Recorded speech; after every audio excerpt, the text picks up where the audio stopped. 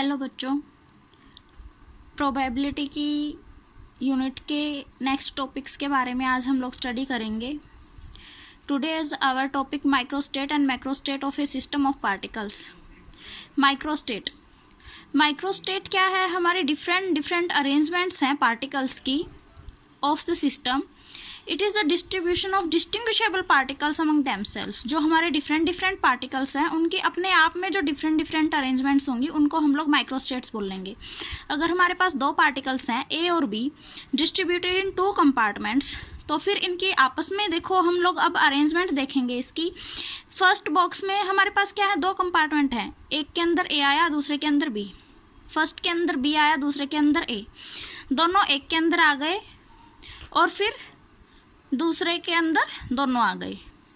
इस टाइम पे second empty हुआ और इस टाइम पे फर्स्ट एम्प्टी हुआ। तो ये कितनी हुई टोटल? मेरी 4 माइक्रोस्टेट्स हुई। अब microstates arrangement of particle without distinguishing, मतलब पार्टिकल्स का हम लोग आपस में डिस्टिंग्विश नहीं करेंगे, डायरेक्ट उनको अरेंज करेंगे।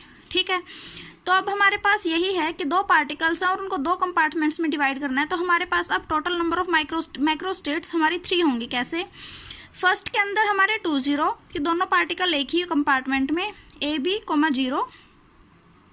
सेकंड के अंदर हमारा सेकंड कंपार्टमेंट के अंदर दोनों पार्टिकल्स, और थर्ड स्टेट के अंदर हमारे एक एक कंपार्टमेंट में एक एक पार्टिकल ए बी और B A. This both are representing the macrostate 1 1 0 2 2 0। ये क्या है? तुम्हारी मैक्रोस्टेट। यहाँ हमने पार्टिकल्स को डिस्टिंग्विश नहीं किया, only representing that one particle और two particle. It doesn't mean that we have to distinguish them either AA, BB, AB, whatever. अगर हमारे पास n डिस्टिंग्विशेबल पार्टिकल्स हैं और उन्हें हमें दो कंपार्टमेंट्स के अंदर डिस्टिंग्विश करना है, तो total number of possible veg हमारे क्या होंगे? 2 की पावर n होगा। हम कोई रिस्ट्रिक्शन नहीं लगा रहे कंपार्टमेंट्स के अंदर डिवाइड करने के लिए, तो विदाउट एनी रिस्ट्रिक्शन जो total number of possible ways होंगे वो होंगे 2 की पावर n। तो टोटल नंबर ऑफ माइक्रोस्टेट्स कितनी हुई? 2 की power n। Where the possible जो हमारी माइक्रोस्टेट्स होंगी, इसी केस में n0 माइक्रोस्टेट्स क्या हैं? n0 कि सारे के सारे पार्टिकल्स एक है अंदर और दूसरा क्या है? कंपार्टमेंट मेरा एम्प्टी। उसके अंदर सेकंड कंपार्टमेंट में एक पार्टिकल और फर्स्ट के अंदर आइदर लेफ्ट सारे के सारे।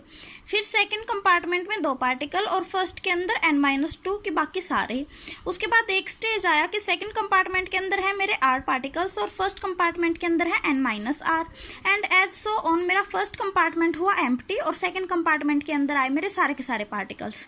तो टोटल नंबर ऑफ माइक्रोस्टेट्स मेरी क्या हुई? n+1। अब हम क्या करेंगे? अब हम बात करेंगे 3 distinguishable particles in 2 boxes of equal size. 3 distinguishable particles हैं और इनको हम लोग 2 बॉक्सेस के अंदर डिवाइड करेंगे। ए बी सी क्या है? मेरे 3 पार्टिकल्स हैं जिनको कि हम लोग डिस्ट्रीब्यूट करेंगे 2 आइडेंटिकल बॉक्सेस के अंदर। तो ये देखो, सबसे पहले हम लोग ये टेबल ड्रा करेंगे। इसके अंदर माइक्रोस्टेट, फ्रीक्वेंसी और प्रोबेबिलिटी। माइक्रोस्टेट बॉक्स 1 और बॉक्स 2 के अंदर डिफरेंट डिवाइडेशन से हम लोग माइक्रोस्टेट्स को डिवाइड करेंगे। तो हमारे तीनों के तीनों पार्टिकल्स फर्स्ट बॉक्स के अंदर आ गए या फर्स्ट कंपार्टमेंट में, और सेकंड कंपार्टमेंट मेरा हुआ एम्प्टी। इस माइक्रोस्टेट को मैंने रिप्रेजेंट किया 3 0 से। इसकी फ्रीक्वेंसी हुई 1 और प्रोबेबिलिटी, इसके बारे में हम लोग ये टेबल ड्रा करने के बाद डिस्कस करेंगे। ठीक है, अब उसके बाद फर्स्ट बॉक्स के अंदर बारी बारी से मैंने तीनों पार्टिकल्स को एक एक करके लिया और सेकंड बॉक्स के अंदर मेरे आइदर जो बच गए 2 पार्टिकल्स वो आए। उसके बाद फर्स्ट बॉक्स के अंदर मैंने 2 पार्टिकल्स को लिया और सेकंड बॉक्स के अंदर तीनों को एक एक करके लिया। ठीक है, और फिर लास्ट के अंदर क्या किया मैंने? फर्स्ट बॉक्स को किया एम्प्टी और सेकंड के अंदर लिए मैंने तीनों के तीनों पार्टिकल्स। तो इस माइक्रोस्टेट को मैंने रिप्रेजेंट किया 1 2 से। जब मेरे फर्स्ट कंपार्टमेंट के अंदर था 1 पार्टिकल और सेकंड कंपार्टमेंट के अंदर थे 2 पार्टिकल्स। ये मेरे देखो 3 माइक्रोस्टेट्स बनी हैं डिफरेंट, लेकिन ये कंप्लीट माइक्रोस्टेट क्या हुई तुम्हारी? 1 2। अब इसी तरह से बॉक्स 1 के अंदर तो हुए 2 पार्टिकल और बॉक्स 2 के अंदर हुआ 1 पार्टिकल। तो ये क्या हुआ तुम्हारा? 2 1। ठीक है, अब उसके बाद इसी तरह से जो हमारी लास्ट माइक्रोस्टेट हुई, तो फर्स्ट बॉक्स के अंदर मैंने किया 0 पार्टिकल और सेकंड बॉक्स के अंदर आए मेरे तीनों के तीनों पार्टिकल। तो इस माइक्रोस्टेट को मैंने नाम दिया 0 3। अब इनके बारी बारी से हम लोग फ्रीक्वेंसी के बारे में डिस्कस करेंगे। फ्रीक्वेंसी जो मेरी फर्स्ट माइक्रोस्टेट थी, इसकी फ्रीक्वेंसी ये एक बार ही एक्सपेंड हुई तो इसकी फ्रीक्वेंसी हुई 1। सेकंड जो मेरी माइक्रोस्टेट है 1 2, ये मेरी 3 माइक्रोस्टेट्स आई हैं इसके अंदर, तो इसीलिए इसकी फ्रीक्वेंसी हुई 3। जो मेरी थर्ड माइक्रोस्टेट है इसके अंदर भी मेरी 3 माइक्रोस्टेट्स आई हैं 2 1 के अंदर, तो इसीलिए इसकी भी फ्रीक्वेंसी हुई 3। और जो मेरी फोर्थ माइक्रोस्टेट है 0 3, इसकी भी फ्रीक्वेंसी हुई 1, because this happens only 1 time. So the probability is, total cases क्या हुए मेरे 8 हुए, एक बार हुई तो प्रोबेबिलिटी 1/8, 3 टाइम्स हैपन हुई तो प्रोबेबिलिटी 3/8, ये भी 3 टाइम्स हैपन हुई तो प्रोबेबिलिटी 3/8, और इसकी प्रोबेबिलिटी हुई 1/8। माइक्रोस्टेट्स आर 2 की पावर 3 इज इक्वल टू 8, और मैक्रोस्टेट्स आर 3 + 1 इज इक्वल टू 4, जो कि हम लोगों ने अभी अभी डिस्कस किया था कि अगर मेरे n पार्टिकल्स हैं और 2 बॉक्सेस में डिवाइड कर रहे हैं तो हमारे टोटल नंबर ऑफ माइक्रोस्टेट्स होंगे 2 की power n, that is 3 particles थे तो क्या हुआ 8, और मैक्रोस्टेट्स थी n + 1, तो हमारे 3 पार्टिकल्स थे +1 इज इक्वल टू 4, 4 मेरी मैक्रोस्टेट्स हुई। अब हम डिस्कस करेंगे इसी का एक दूसरा केस कि जिसके अंदर 3 आइडेंटिकल पार्टिकल्स हैं और उनको हम लोग 2 बॉक्सेस के अंदर डिवाइड कर रहे हैं। तो फर्स्ट आइडेंटिकल पार्टिकल्स हैं सबसे पहले, तो अब वो डिस्टिंग्विशेबल नहीं है, ठीक है।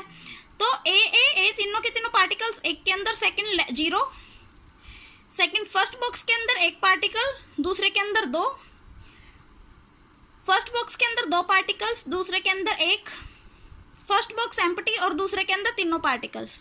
इसके लिए हुआ मेरा मैक्रोस्टेट को रिप्रेजेंट करेंगे 3 0 से, इसको लिए रिप्रेजेंट करेंगे 1 2 से, इसके लिए रिप्रेजेंट करेंगे 2 1 से, और इसके लिए रिप्रेजेंट करेंगे 0 3 से। फ्रीक्वेंसी हुई इन चारों केसेस की क्या हुई 1 1, बिकॉज हम लोग इनको डिस्टिंग्विश नहीं कर सकते यहाँ पे 1 2 को, जैसे पहले केस में हमने किया था 1 2 को BC AC AB हमारी 3 स्टेट्स बन गई थी अलग अलग से। अब हमारे बिकॉज पार्टिकल सिमिलर है तो पार्टिकल सिमिलर होंगे तो वो डिस्टिंग्विश नहीं होंगे, इसीलिए ये कंप्लीटली हमारी एक ही तो माइक्रोस्टेट हुई और एक ही मैक्रोस्टेट हुई, ठीक है। तो ये टोटल केसेस क्या हुए तुम्हारे पास 4, तो हर एक केस की प्रोबेबिलिटी क्या हुई 1/4। तो 4 पॉसिबल वेज हुए और नंबर ऑफ माइक्रोस्टेट्स और मैक्रोस्टेट्स इस केस में क्या हुई इक्वल हुई। तो इससे हमें क्या जानने को मिला कि जब भी हमारे पार्टिकल सिमिलर होते हैं तो नंबर ऑफ माइक्रोस्टेट्स और मैक्रोस्टेट्स हमेशा इक्वल होती हैं। अब हम लोग एक क्वेश्चन के बारे में डिस्कस करते हैं। Find the number of microstates and macrostates when 2 and 4 like और unlike particles are distributed in 2 identical boxes, ठीक है। एक बार 2 लेंगे और एक बार 4 लेंगे पार्टिकल्स को, हम लोग उनको 2 बॉक्सेस के अंदर डिस्ट्रीब्यूट कर रहे हैं। एक बार हम इन पार्टिकल्स को डिस्टिंग्विशेबल लेंगे और एक बार इनडिस्टिंग्विशेबल लेंगे, ठीक है। तो 2 पार्टिकल्स इन 2 बॉक्सेस मैं इन्हें ले रही हूँ डिस्टिंग्विशेबल, तो ये हुए मेरे AB। माइक्रोस्टेट्स होंगी इस केस में हमारी 4, जो कि हम लोग ऊपर डिस्कस कर चुके हैं, और मैक्रोस्टेट्स हुई मेरी 3।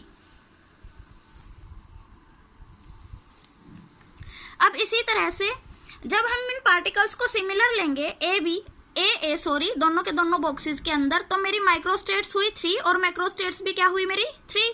मैक्रोस्टेट्स फाइंड करने का फॉर्मूला n + 1 था ना, तो 2 पार्टिकल्स हैं 2 + 1 इज इक्वल टू 3। तो ये देखो दोनों केसेस में मैक्रोस्टेट्स तुम्हारी इतनी हुई 3 3। माइक्रोस्टेट्स इसमें क्या होंगी 2 की पावर 2, बिकॉज 2 पार्टिकल्स को हम लोग 2 बॉक्सेस के अंदर डिवाइड कर रहे हैं, और माइक्रोस्टेट्स क्या होंगी तुम्हारी यही n + 1, बिकॉज सिमिलर पार्टिकल है तो माइक्रोस्टेट प्लस मैक्रोस्टेट्स आर इक्वल। अब उसके बाद मैं 4 पार्टिकल्स को लूंगी और इन्हें 2 बॉक्सेस के अंदर डिवाइड करूंगी, तो वही सिमिलर केस 4 पार्टिकल्स हैं और 2 बॉक्सेस के अंदर डिवाइड है तो 2 की पावर 4 इज इक्वल टू 16। और अब मैक्रोस्टेट्स 4 + 1 इज इक्वल टू 5, ठीक है। अब क्योंकि ये सिमिलर पार्टिकल्स ले रही हूँ मैं चारों के चारों, तो क्या होगा macrostates are equal to microstates, that is 5 हुई तो मैक्रोस्टेट हुई और 5 हुई इसकी माइक्रोस्टेट। अब हम लोग बात करेंगे आगे का हमारा टॉपिक है thermodynamic probability. The number of microstates in A macrostate, एक मैक्रोस्टेट के अंदर जितनी भी मेरी माइक्रोस्टेट्स होती हैं, या फिर हम ये कह सकते हैं कि एक मैक्रोस्टेट की जो फ्रीक्वेंसी होती है इसको हम लोग क्या कहेंगे थर्मोडायनेमिकल प्रोबेबिलिटी कहेंगे उस मैक्रोस्टेट की, ठीक है। ये हमारा डिपेंड करता है कि पार्टिकल्स हमारे डिस्टिंग्विशेबल हैं या नॉन डिस्टिंग्विशेबल हैं। ये तुम लोग अभी ऊपर एग्जाम्पल्स में देख भी चुके हो कि जब तुम्हारे आइडेंटिकल पार्टिकल्स थे, मतलब कि नॉन डिस्टिंग्विशेबल पार्टिकल्स थे, तो उस टाइम पे number of microstate are equal to microstate, ठीक है। और जब तुम्हारे डिस्टिंग्विशेबल पार्टिकल्स थे तो उस टाइम पे माइक्रोस्टेट और मैक्रोस्टेट क्या थी डिफरेंट थी, ठीक है। तो अब उसी से